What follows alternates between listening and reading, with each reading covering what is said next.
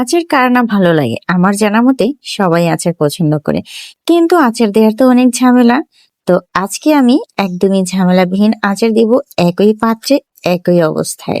তো দেখতে হলে অবশ্যই আমার সাথে থাকতে হবে। আসসালামু আলাইকুম। সবাই কেমন আছেন? আশা করি ভালো আছেন। জলপাইগুলোকে ধুয়ে নিলাম আর আচারের যে মসলা সেটাকে ভালো করে টেলে নিলাম। তো এদিকে আমার সে আচারগুলোর যে মসলা, এই মসলাটাকে কিন্তু সবাই খুব সুন্দর করে একটু পরিষ্কার করে তারপর টেলে নেবেন। তারপর কিছুক্ষণ অপেক্ষা করবেন ঠান্ডা হওয়ার জন্য। আর এই ফাঁকে আমি সেই জলপাইগুলোকে একটা ফ্রাই প্যানে দিয়ে দিলাম খুব সুন্দর করে। আর দিয়ে দিলাম কিছু পরিমাণে ভিনেগার, আর দিয়ে দিলাম লবণ, হলুদ গুঁড়ো, মরিচ গুঁড়ো। এই সব কিছু আপনারা আপনার প্রয়োজন মতো করে দিবেন। যে ঝাল পছন্দ করেন ঝালটা বুঝে দিবেন। একটু নেড়ে চেড়ে ঢাকনা দিয়ে ঢেকে দিব।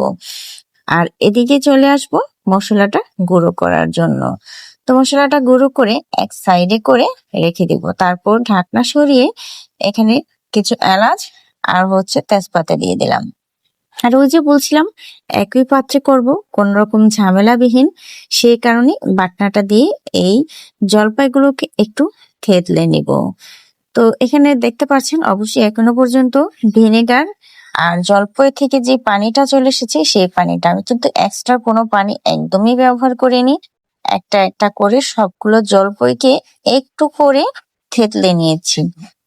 বেশি পরিমাণে থেতলানোর কোনো দরকার নেই। আর যারা একদমই মিহি মিহি এই আচারটা পছন্দ করে তারা অবশ্য করতে পারেন। তো আমি একদমই মিহিটা পছন্দ করি না, একটু আস্তে আস্তে থাকবে। আমার জলপাইগুলো দেখে নিশ্চয়ই বুঝতে পারছেন। তো আমি সবগুলো জলপাই খুব সুন্দর করে নেড়ে ঠিক করে নিলাম। এভাবে কিছুক্ষণ এটাকে ফ্রাই করে নিতে হবে। তারপরে দেখতে পারবেন একে একে আমি সব উপকরণগুলো দিয়ে দিলাম আমি আমার পছন্দ মতো চিনি। প্রথমে চিনি দিয়ে আচারটাকে কিছুক্ষণ নেড়ে চেড়ে নিব। তারপর আপনারা চাইলে আপনাদের যদি চান আপনারা শুধু চিনি দিয়ে এই আচারটা করবেন সেটাও করতে পারেন, কিন্তু আমি একটুখানি চিনি দিব আর একটু গুড় দিব।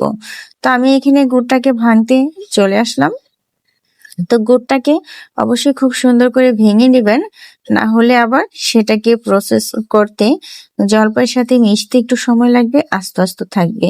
যদি আমরা গুড়টাকে খুব সুন্দর করে ভেঙে নিই তাহলে সেখানে আর সমস্যা হবে না। তো আমি এই পর্যায়ে দিয়ে দিলাম কিছু পরিমাণে গুড়।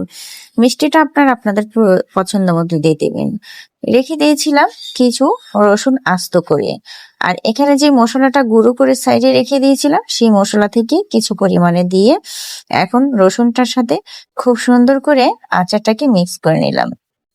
প্রয়োজন মতো আপনারা মশলাটা ইউজ করতে পারেন।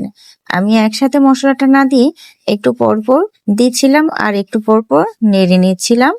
আর এটাকে খুব সুন্দর করে জাল করতে হবে, একটু সময় নিয়ে অবশ্যই। তো আমি এই আচারটা কিন্তু আমি একদিনই তৈরি করিনি, একবার একটুখানি প্রথম দিন করে এভাবে নেড়ে চেড়ে যখন এই পর্যায়ে হয়েছিল তখন আমি এটাকে রেখে দিয়েছিলাম সারা রাতের জন্য। পরের দিন আবার এটাকে গরম করে একটু জাল করে ঠান্ডা করে বয়ামে ভরে নিয়েছিলাম। এই আচারটা যে খেতে এতটাই মজা আপনারা না বানালে একদমই বুঝতে পারবেন না। তো আমি এই বয়ামে কিছু পরিমাণ আচার ভরে রেখে দিব নর্মাল ফ্রিজে। তো নিচে রাখলে থাকবে কিনা আমি সেটা জানি না, কিন্তু নর্মাল ফ্রিজে অনেকদিন পর্যন্ত থাকে। আমার বানানো আচার যদি ভালো লাগে অবশ্যই আপনারাও ট্রাই করে দেখবেন।